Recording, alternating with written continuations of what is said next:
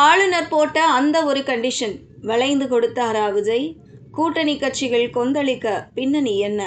தமிழக முதலமைச்சராக விஜய் பதவியேற்கும் அந்த வரலாற்று சிறப்புமிக்க தருணத்தில் தமிழ்த்தாய் வாழ்த்து பாடப்பட்ட வரிசை இப்போது தமிழக அரசியலையே அதிர வைத்துள்ளது. வழக்கமாக தமிழகத்தின் எந்த ஒரு அரசு விழாவாக இருந்தாலும் தமிழ்த்தாய் வாழ்த்துதான் முதலில் பாடப்படும். ஆனால் ஆளுநர் முன்னிலையில் நடந்த இந்த விழாவில் அது 3வது இடத்திற்கு தள்ளப்பட்டது பெரிய சர்ச்சையாகியுள்ளது. இதை பார்த்த திமுக மற்றும் விஜய்க்கு ஆதரவாக இருந்த விசிக, கம்யூனிஸ்ட் கட்சிகள் கூட முதல் நாளிலேயே தங்களது கடுமையான கண்டனத்தை முன்வைத்துள்ளது.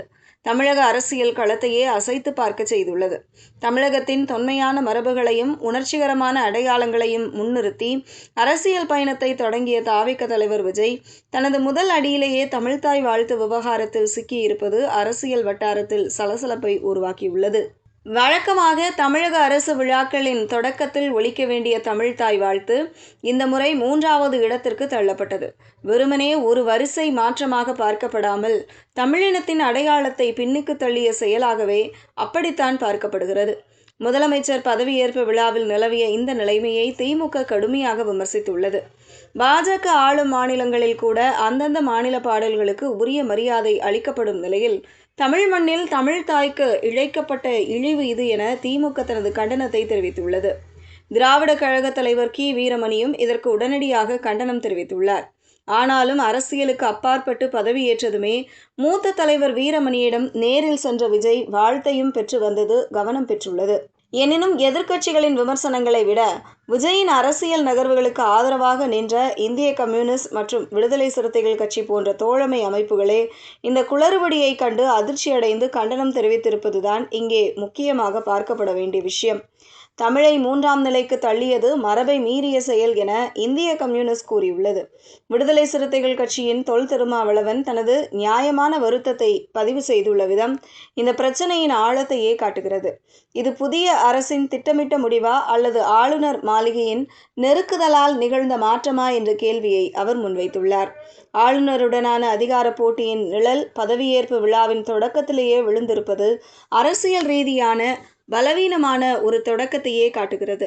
குறிப்பாக மேடையில் தமிழன் சாதிக்க முடியும் என்று முழங்கிய விஜய் தமிழின் முதன்மை அடையாளமான வாழ்த்து பாடலுக்கு உரிய இடத்தை பெற்றுத்தர தவறியது தமிழ் தேசிய உணர்வாளர்களிடையே பெரும் ஏமாற்றத்தை உண்டாக்கியுள்ளது. தாவேக தரப்பில் முன்வைக்கப்படும் புரோட்டோகால் விளக்கங்கள் பேசும்போது சரியாக தோன்றினாலும் உணர்வு பூர்வமாக தமிழக மக்கள் அதை ஏற்க தயாராக இல்லை என்றே சொல்ல வேண்டும். அதேபோல ஆளுநரின் அதிகாரப்பூர்வ கட்டுப்பாட்டில் விழா நடந்ததால் தேசிய கீதத்திற்கு முன்னுரிமை அளிக்க வேண்டிய கட்டாயம் இருந்ததாக தெரிவிக்கப்பட்டாலும் ஒரு முதலமைச்சராக தனது முதல் மேடையிலேயே மாநிலத்தின் மரபை காக்க போராடி இருக்க வேண்டும் என்பதே பொதுவான எண்ணமாக இருக்கிறது. முதல் நாளிலேயே கிளம்பியுள்ள இந்த புகார் வரும் நாட்களில் விஜயின் அரசுக்கும் அதன் கூட்டணி கட்சிகளுக்கும் இடையே ஒரு விரிசலை உண்டாக்கக்கூடிய காரணியாக கூட மாறலாம். அரசியலை பொறுத்தவரை சம்பிரதாயங்கள் என்பவை வெறும் சடங்குகள் மட்டுமல்ல, அவை ஒரு தலைவரின் கொள்கை நிலைப்பாட்டையே மக்களிடம் நேரடியாக காட்டக்கூடியது.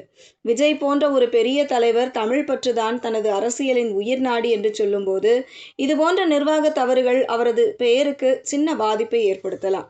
பதவியில் இருப்பவர்கள் உணர்வுகளை விட வெறும் புரோட்டோகாலுக்கு மட்டும் முக்கியத்துவம் கொடுக்கும்போது என்ன மாதிரியான சிக்கல்கள் வரும் என்பதற்கு இந்த சம்பவமே ஒரு உதாரணம். மாநில அரசின் கடமை அது மட்டுமல்ல, ஆளுநரின் அதிகாரம் அல்லது மத்திய அரசின் விதிகள் என்று காரணம் சொன்னாலும் தமிழகத்தின் தனித்துவமான மரபை நிலைநாட்ட வேண்டிய கடமை மாநில அரசுக்கு உண்டு. இப்போது கூட்டணி கட்சிகளே அதிருப்தி தெரிவிக்கும் நிலை உருவாகி இருப்பது வரும் காலங்களில் நிர்வாக ரீதியான முடிவுகளில் விஜய் இன்னும் கூடுதல் கவனத்துடன் செயல்பட வேண்டும் என்பதற்கான ஒரு எச்சரிக்கை மணியாகவே பார்க்க வேண்டியுள்ளது. தொடக்கத்திலேயே எழுந்திருக்கும் இந்த சலசலப்பு வரும் நாட்களில் ஆட்சியின் போக்கை மக்கள் இன்னும் கூர்மையாக கவனிக்கவும் வழி செய்துள்ளது. பொறுத்திருந்து பார்ப்போம்.